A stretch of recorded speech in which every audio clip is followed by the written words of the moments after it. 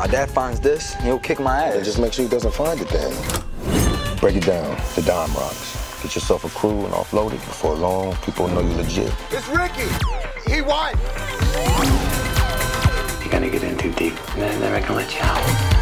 You talk, I'll know. 8 pounds, 14 ounces. That's what you weighed when you were born. First time I looked in your eyes, I knew you were gonna be bigger than me. I knew your life was gonna be bigger than mine. Look at this, Dad. Look how we're living.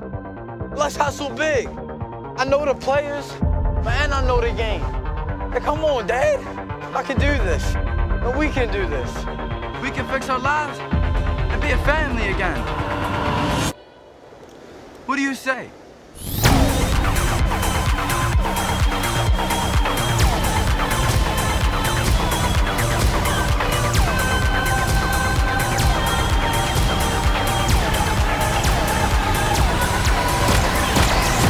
Ask yourself this. Would you believe a 15-year-old kid was working for the federal government?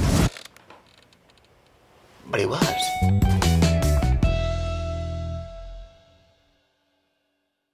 TV.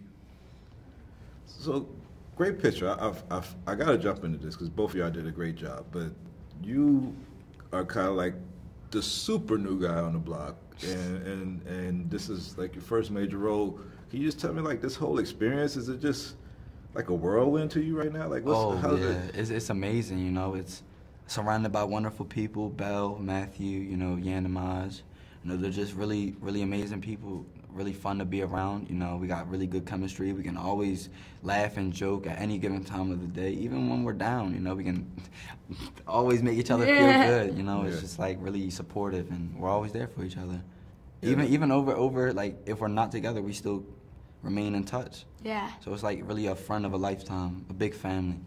I mean, a lot of young actors have like a build-up till they have that movie with a major actor like Matthew and Bruce Dern. But this being the first one, do you think just like being so new to the game just helped you just be like natural with it and not take it as a big deal? Or? You know, I definitely did take it as a big deal. You know, some nights I really was, you know, up late thinking about how I was going to play this part, and you know, I just thought to myself, you know, believe in myself, and you know, stay calm and stay positive, and just be yourself, and let them fall in love with who you are.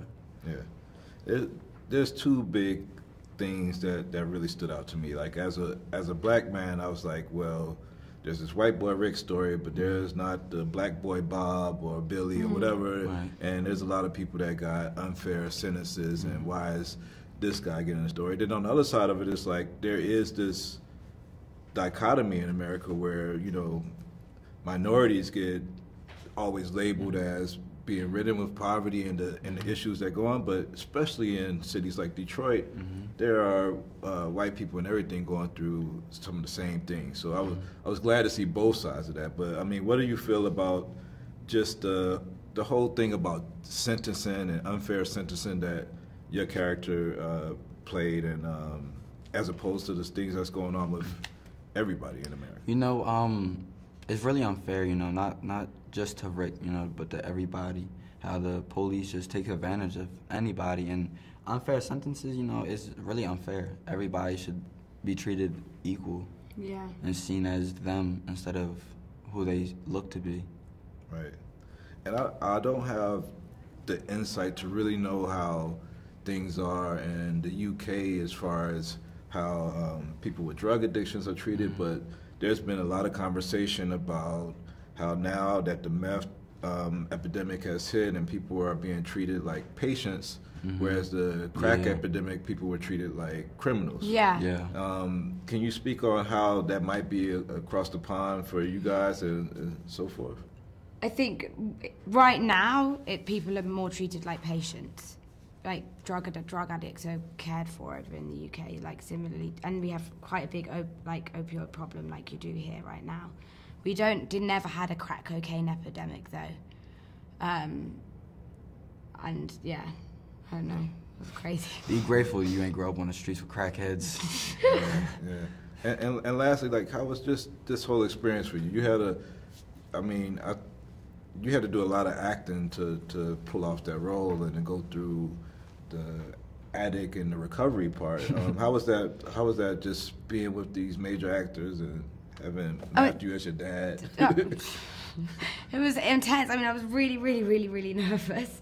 The first scene that we shot was the scene where I run out of the house and I'm high and I'm running around in my underwear, which was actually I was so nervous about it, but it was kind of good because we just threw ourselves in at the deep end in that sense. And actually the last scene that we shot was when I got rescued from the crack house. So luckily we kind of shot it in order.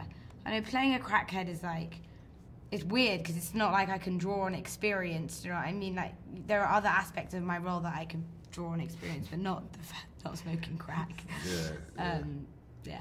Well, thank you so much. Cheers. Nice to meet you. Daniel, go! Get back. Get off of me! Get back in the house, Don. Go in the house and get dressed. No! Get inside that. Don? Stop. What? No. No.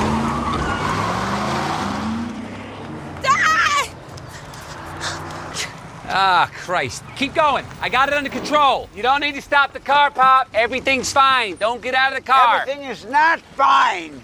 A man just ran out of your house almost as my Imperial. You don't have a goddamn thing under control. You're gonna let her talk to you? I'm going to the goddamn house. I got this under control, all right? It ain't under control. Ray, stay out of it. Looks like Richard's having a bad day. No, Ma, I'm not having a bad day.